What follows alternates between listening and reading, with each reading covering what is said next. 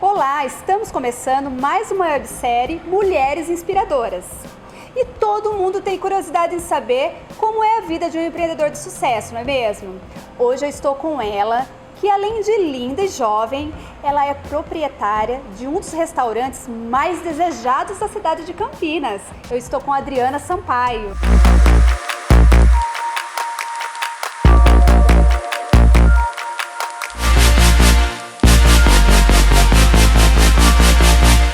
Oi, Dri, obrigada. Obrigada, Má. Feliz que você está aqui.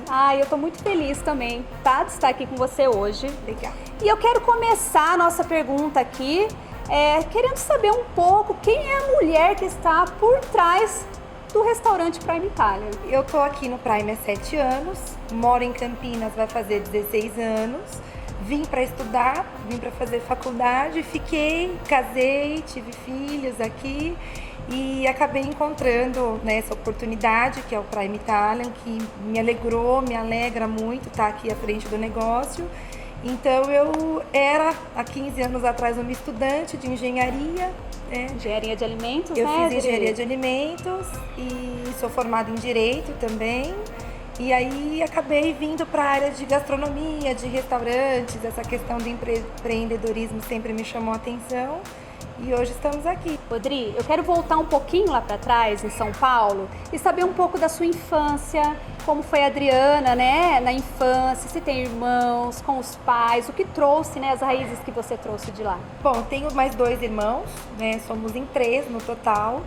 Sou nascida, crescida em São Paulo, mas morei durante um ano no Paraná. Nossa, então, Paraná!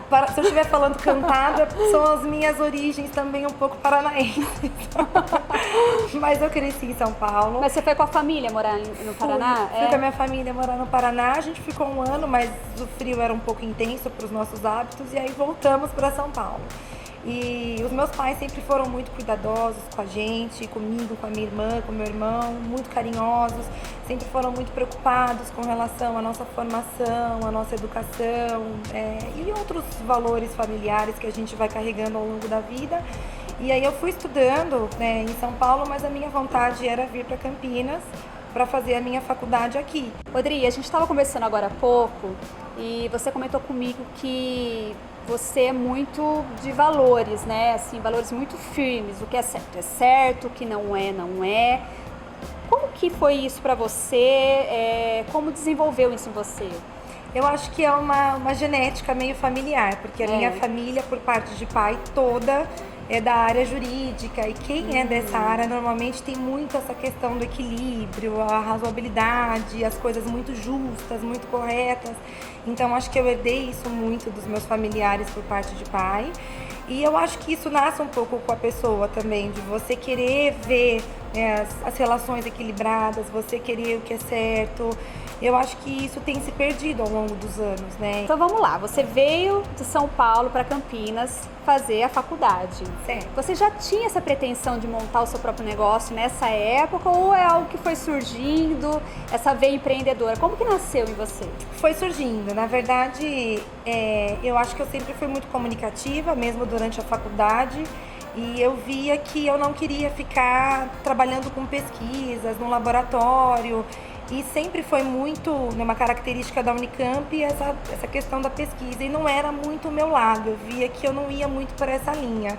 Então eu tinha a pretensão de trabalhar com algo que fosse com pessoas, que me desse mais liberdade para comunicação e para outras coisas.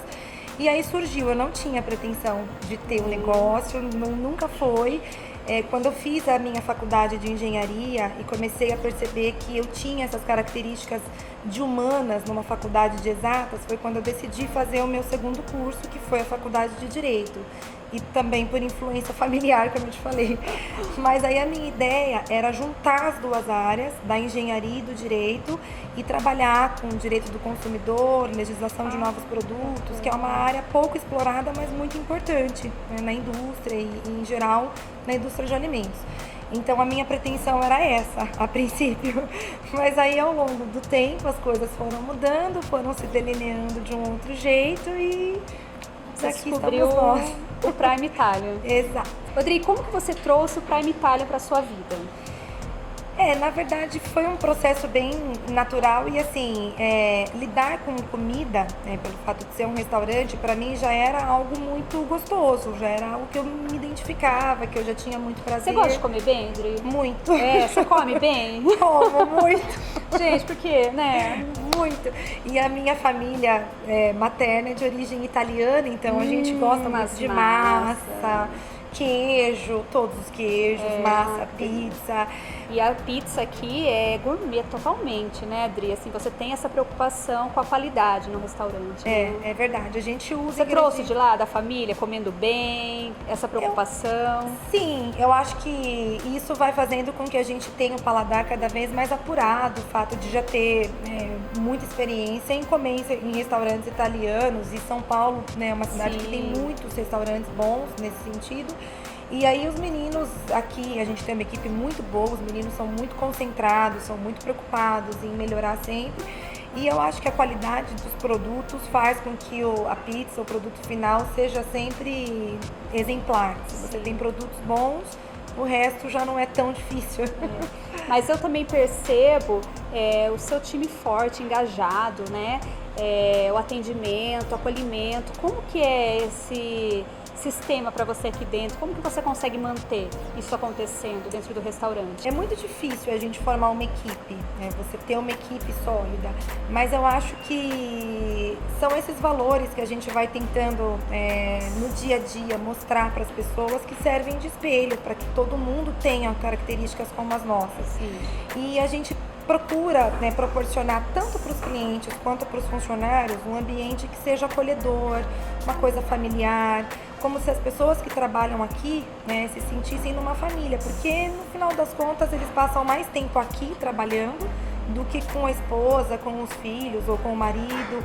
Então, trazer para eles esse ambiente familiar, eu acho que proporciona para os clientes uma experiência bacana. A gente estava até conversando, né, que o Prime está com 7 anos, né? 7 anos. Então, assim, as famílias vêm, os filhos vêm, aí você vai acompanhando esse crescimento, né? Participando do dia a dia da família, é muito gostoso, porque muito. Isso é estreitar o relacionamento, né? Pri, como você faz para manter o equilíbrio? Sabe, o que você busca, procura? Eu acho que o nosso equilíbrio, né, vem principalmente da nossa fé, né, da nossa estrutura familiar. Eu acredito que não só Deus na minha vida, mas o meu marido é uma pessoa que me ajuda o tempo todo e me ajuda não só profissionalmente, como pessoalmente, os meus pais. O fato de eu ter 2 filhos, né, lindos, espoletas, que são pertinhos, assim, 2 anos, né, de diferença, né, Adri? Assim, ou eu ia ter do outro, ou né? eu ia ter equilíbrio, eu ia ficar louca, porque eles são muito perto. Mas esse equilíbrio eu acho que vem muito das nossas origens e da nossa fé, né? Eu acho que sem Deus e sem ter alguma coisa assim por trás, a gente não é ninguém. Né, graças a ele, né, minha família é bem estruturada, meu marido é um parceirão, um paizão, um maridão. Que é também do ramo da gastronomia, né? Vocês conversam em casa, assim? Não. Como que é? Separa? Porque tem isso, porque tem casal que fala assim, olha, eu não separo, eu não consigo, chego em casa, a gente conversa sobre o trabalho. E tem casal que fala assim, não, em casa a gente não fala sobre trabalho. E vocês, Adriana? Não, a gente evita falar porque o nosso contato já é pouco. Ele trabalha muito, eu também tenho uma rotina que não é das mais curtas de trabalho. Só vamos falar quem é também, né? Porque daí o pessoal lá tá, né? É o Gilson, ele é vice-presidente da rede Outback. É né? verdade. E ele é meu mentor, assim, embora a gente não trabalhe juntos e não falemos de trabalho em casa, mas a gente come juntos, então já é alguma coisa, com porque certeza. Sair pra jantar a gente sempre conversa o que gosta, o que não gosta, o que harmoniza, o que não harmoniza. Na verdade, a gente fala muito pouco sobre negócios, porque como são 2 filhos e são 4 no total, 2 meus, mas a gente tem 4 meninos. Então imagina que a nossa rotina... 2 adolescentes, né, o Gilson, né? Só o assunto com os 4 filhos já rende, assim, pra noite toda. Então não com sobra muito certeza. tempo. E assim, normalmente ele tá cansado, eu tô cansada, assim, de trabalho. Então normalmente a nossa rotina é mais familiar mesmo. Cuidar das crianças, falar da gente, se curtir um pouco. Dri, você comentou comigo sobre a fé. Como é pra você a religiosidade? É o nosso pilar principal, né? É o número um. Eu acho que, assim, eu respeito qualquer outro tipo de religião que seja diferente da minha, mas eu sou de família católica, embora tenha algumas pessoas evangélicas, os meus tios. E o Gilson, quando a gente se conheceu, ele me apresentou para a Igreja do Nazareno, que é uma igreja evangélica muito boa. Muito Recomendo. conhecida também. Recomendo para todo mundo, porque realmente eles têm um tratamento muito acolhedor, muito familiar, valores muito sólidos, né? E realmente que iam de encontro com o que eu tinha na minha casa, na minha vida. Eu acho que sem Deus, sem a gente ter a nossa fé, né? Pedindo, né, proteção, ajuda, agradecendo pelas nossas oportunidades, pela nossa saúde, pela nossa família. Eu acho que graças a isso tudo, né, que eu tenho realmente o que eu tenho, né, os negócios, o meu marido, os meus filhos perfeitos. Então eu sou muito ligada a isso, eu tenho uma fé muito grande, né? A gente não consegue medir, mas fé é uma coisa muito bonita. E eu acredito muito em Deus e eu acho que é o meu pilar número um. E como foi a construção do Prime? O que torna o Prime um restaurante diferente? Eu acho que o gostoso do Prime, em 2012 foi quando a gente inaugurou a casa e procuramos trazer para Campinas algo que era diferente do que existia na cidade. Então, esse buffet com uma comida mais mediterrânea, cozinha show, com um toque italiano, era algo que a gente via em algumas outras cidades e até outros países, mas que não tinha aqui em Campinas. Então a ideia era trazer uma comida de qualidade, com muito frescor, muito bem escolhida, com ingredientes, né, feitos aqui, ingredientes naturais, temperos naturais, que tivesse uma complexidade assim, de sabores, de aromas. E eu acho que o que torna o Prime diferente, eu diria, né, o diferente especial, é essa variedade que a gente tem aqui. Porque ainda que você não conheça o restaurante, você pode trazer um convidado, pode trazer um familiar, que a gente tem pizza, a gente tem saladas, carnes, massas, risotos, as sobremesas são muito boas. Então eu acho muito democrático. Eu acho que diversidade, né, de paladares. Eu acho que isso torna o ambiente muito gostoso, muito favorável, a mesa do buffet, o fato de ser muito completa. E essas gamas assim, de opções que existem, que eu acho que poucos lugares conseguem oferecer. Você saiu de engenheira, advogada. Eu quero saber quais foram os desafios que você encontrou ao longo desse tempo aí, indo, né, empreender com um restaurante Prime Time. Eu acho que o grande desafio são as pessoas, né? Lidar com pessoas, eu diria que é a coisa mais difícil do mundo, né? É uma tarefa bem complexa. E eu acho que os desafios tá em realmente empreender num país que te dá poucos incentivos para isso, né? É muito difícil ser empreendedor, né, diante das circunstâncias que a gente vive, né? Não de hoje, mas de um tempo para cá, econômicas, políticas, sociais no nosso país. Então eu diria que são essas duas coisas, lidar com pessoas, que é um desafio grande e que na verdade era algo novo para mim, e as condições que o empreendedor trabalha, esses desafios diários, esse leão que a gente mata por dia para ter o nosso negócio aberto, para ver as coisas funcionarem. Dri, nós somos mães, mulheres, né, empreendedoras. Como você vê essa logística, né, esse malabarismo que a gente faz todos os dias? É um desafio porque a gente não deixa de ser mãe e nem de ser esposa para poder ser empreendedora. Então a gente equilibra esses pratinhos todos juntos. E depois da maternidade, né, claro, nossa vida muda muito, nosso mundo muda e vira de ponta cabeça. E eu acho que realmente é um desafio, mas a mulher tem essa característica, né, de ser muito multifacetada, de conseguir fazer várias coisas ao mesmo tempo, de não deixar a peteca cair. É claro que há dias bons, há dias que não são tão bons, há dias em que a gente está, né, tirando de letra, há dias em que está tudo de perna pro alto e você não sabe nem o que você faz primeiro.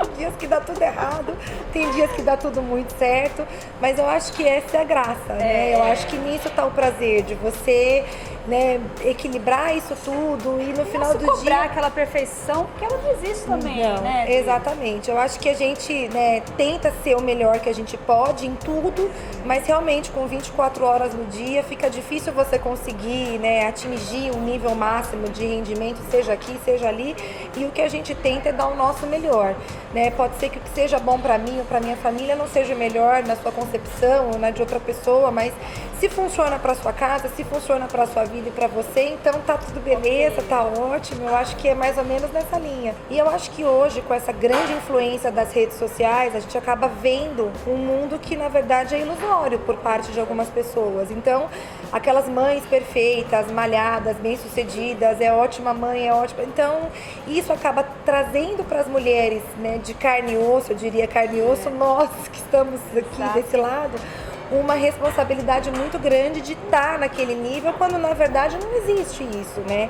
Existe uma mãe com os seus flagelos, com as suas dificuldades, existe uma mãe que às vezes vai acertar muito e que vai dar tudo certo, mas no final das contas eu falo muito que, né, nós mulheres precisamos da sororidade feminina mesmo, né? A gente precisa se entender de uma vez por todas, buscar essa ajuda compartilhada, porque vivenciamos as mesmas coisas, né? Só muda meio que endereço, mas é tudo mais ou menos parecido. Então eu acho que isso tem mudado de uns tempos pra cá. E eu não falo nem de feminismo, eu falo mesmo de algo que está despertando nas mulheres, né? Essa ajuda e essa compreensão, Se até olhar com carinho, né? Com carinho, porque não é fácil a maternidade, é um mundo muito gostoso, mas assim, realmente não é fácil, principalmente educar nos dias de hoje. E hoje com a educação, né, dos filhos, se fala muito de psicólogos, né, que a gente dá muito pro filho, que tem que dar essa, né, diminuída ou equilibrada. Como que você vê isso? Eu vejo que assim, os meus filhos, né, são muito inteligentes, são pequenos, mas as crianças são muito espertas. Essa geração principalmente já vem assim, sabendo tudo. Meu filho mexe em aplicativos que assim, às vezes você fica bobo de ver. Mas, às vezes a gente acaba suprindo, tentando suprir um pouco da nossa ausência pelo trabalho, pela nossa rotina, tentando suprir isso com coisas financeiras, presentes, um agrado, alguma coisa para a criança. E as nossas possibilidades, às vezes, acabam sendo negativas, porque a gente tem que filtrar muito bem. Não é tudo que você pode dar que você deve dar, né?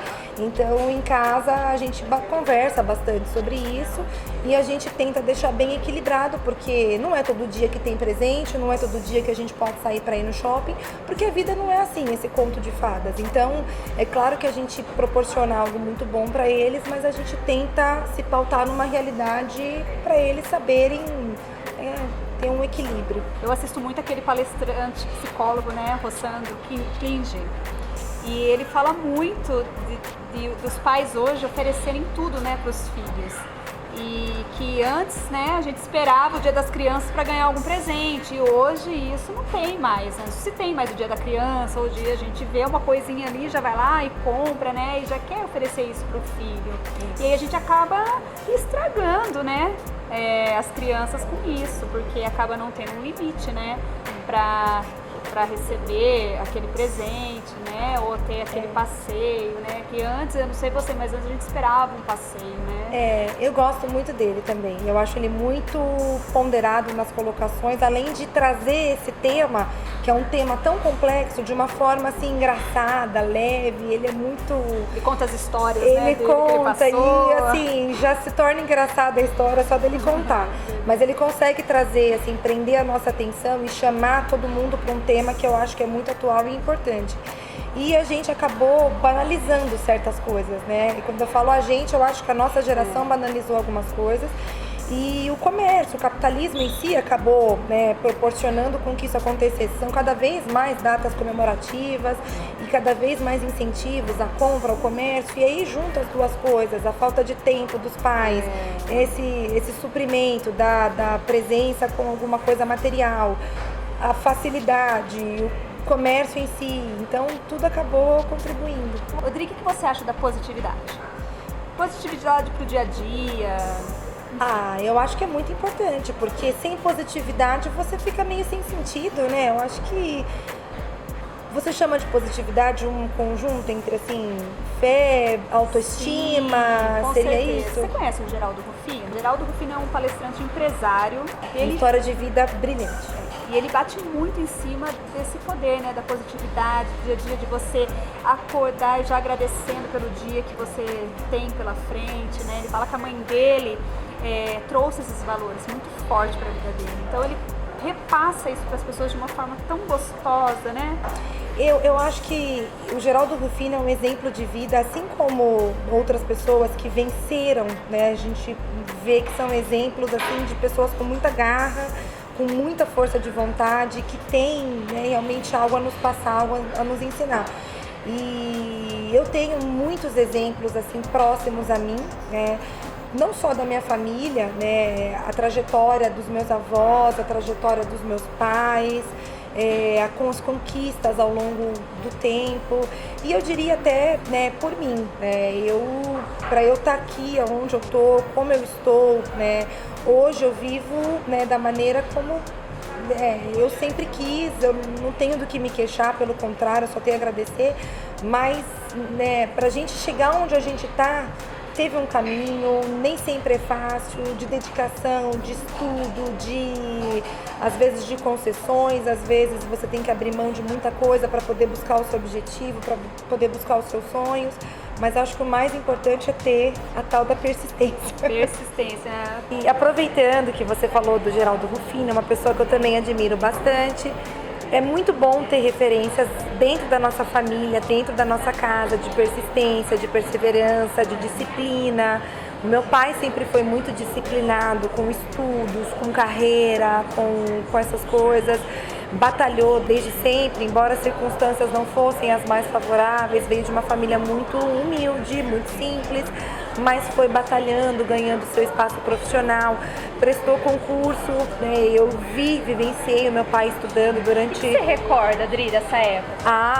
Eu era pequena, mas eu me lembro do meu pai estudando, assim, dias, né, dia após dia, sem descansar, sem feriado, sem domingo, sem aniversário, assim, ininterruptamente, para poder passar num concurso que ele queria muito.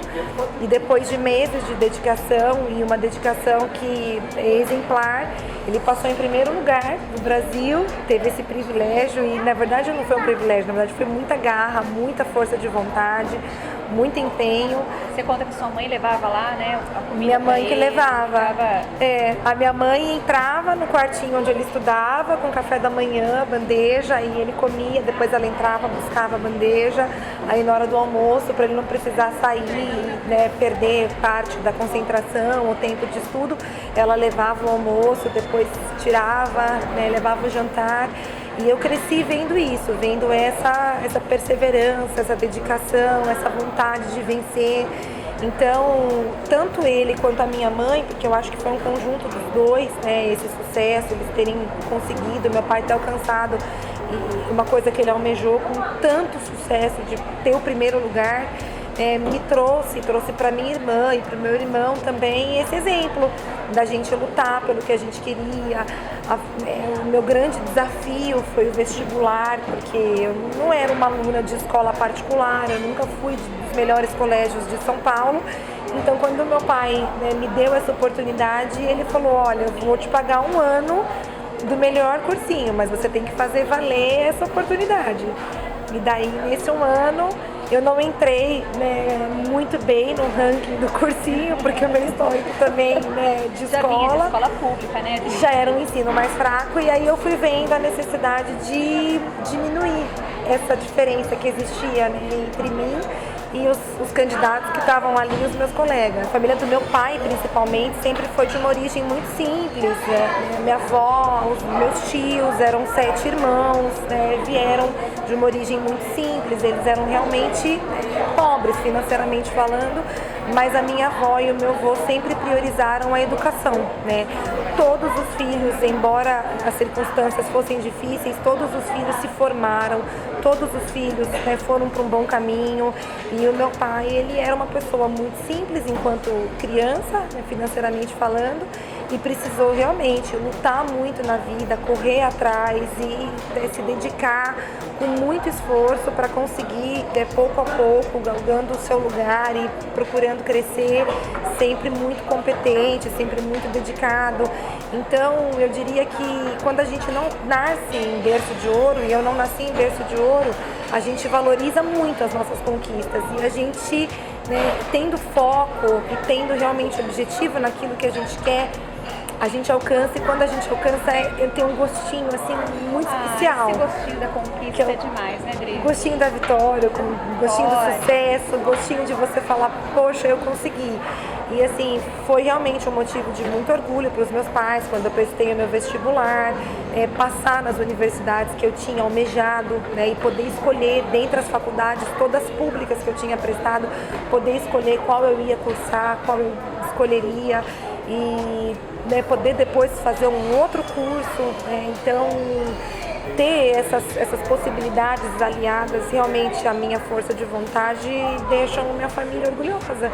Tanto com relação a mim, com relação a minha irmã, o meu irmão, todo mundo tem mais ou menos as mesmas características, graças a Deus. Dri, quando a gente vê o Prime com esse sucesso todo, a gente não vê a construção disso tudo. Para quem está pensando em empreender, que está com esse olhar, como que é o dia a dia, como é os desafios, para se empreender? Eu acho que são muitos, depende muito do lugar. Campinas, por exemplo, é uma cidade modelo, é uma cidade realmente muito bem estruturada com relação à parte gastronômica. Cada vez mais a gente tem restaurantes conhecidos, bons, até internacionais que vêm para cá.